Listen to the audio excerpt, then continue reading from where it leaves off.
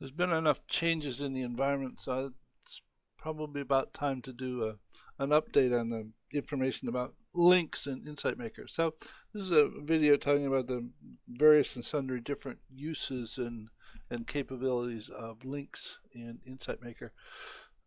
Depending upon the type of diagram that you're developing, links can have a very different function. While Insight Maker was initially developed as a stock and flow simulation environment, in that context, links have a very well-defined function in that a link essentially conveys a value from one primitive to another. In other words, the link from the converter to the constant conveys the value of the converter to the constant, or you can convey the value of a flow to a variable, and there's an equation inside of the variable that it's used to calculate with. And though one wants to remember that it simply conveys a value from one primitive to another, it doesn't actually transfer any amount of stuff. Stuff in a simulation model is only transferred via a flow. The links just communicate value.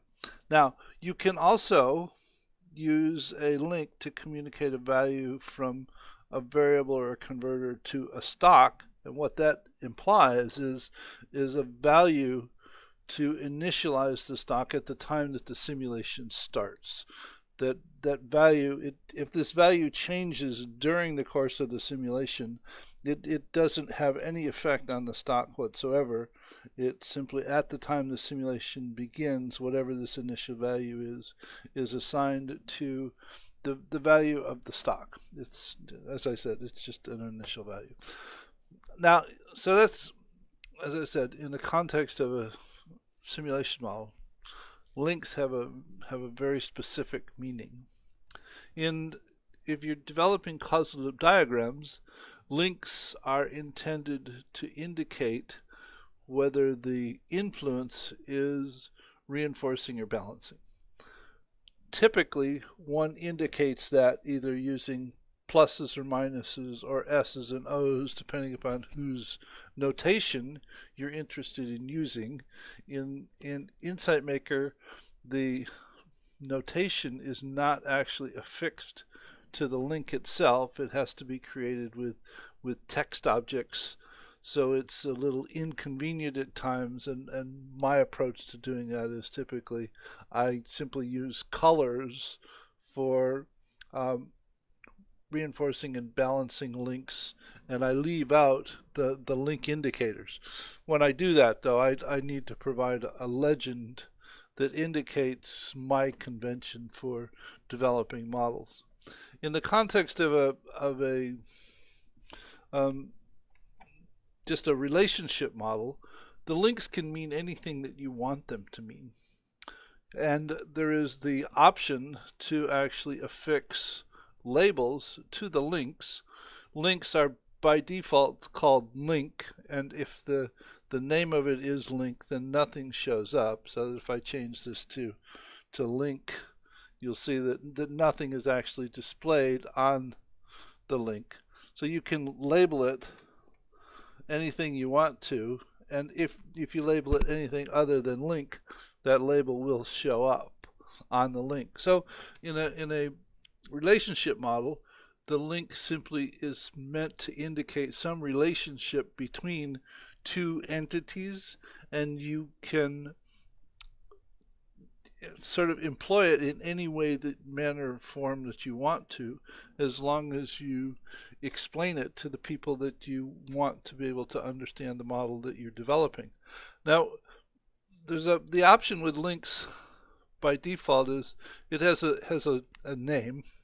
You can go ahead and create notes for links, so that if there is if I could spell, this is a note for a link, so that if there are notes affixed to a link, when you mouse over it, notice that the eye shows up and you can click on it. That's the same way that you can create notes for primitives. You can also create notes for links, if that's, if the links warrant documentation. And at times, it's appropriate to have more than just a simple label that describes the relationship between two entities.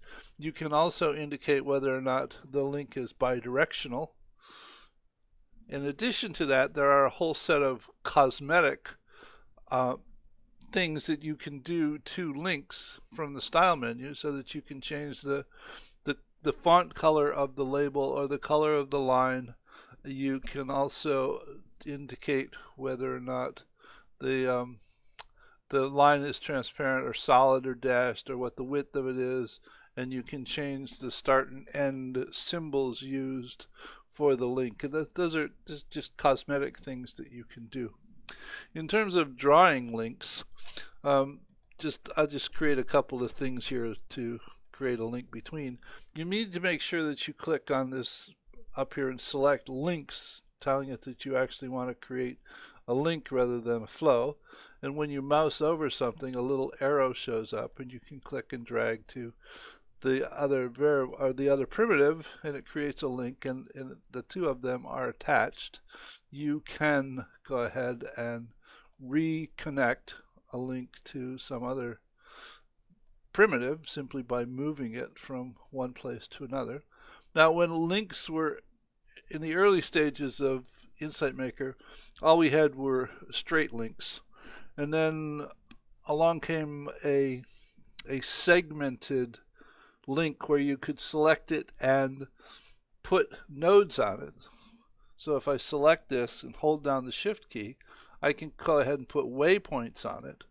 And now, as of September of 2014, we're can actually do curved lines as opposed to just doing segmented straight lines.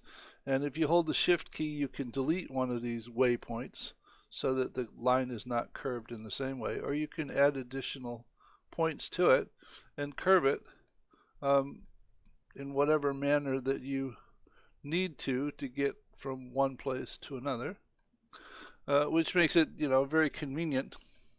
And if you want to get rid of all of the waypoints, if you just disconnect this and reconnect it, they'll all go away. So it has evolved quite nicely. It's very flexible and fluent. So that's sort of the ins and outs of links in Insight Maker.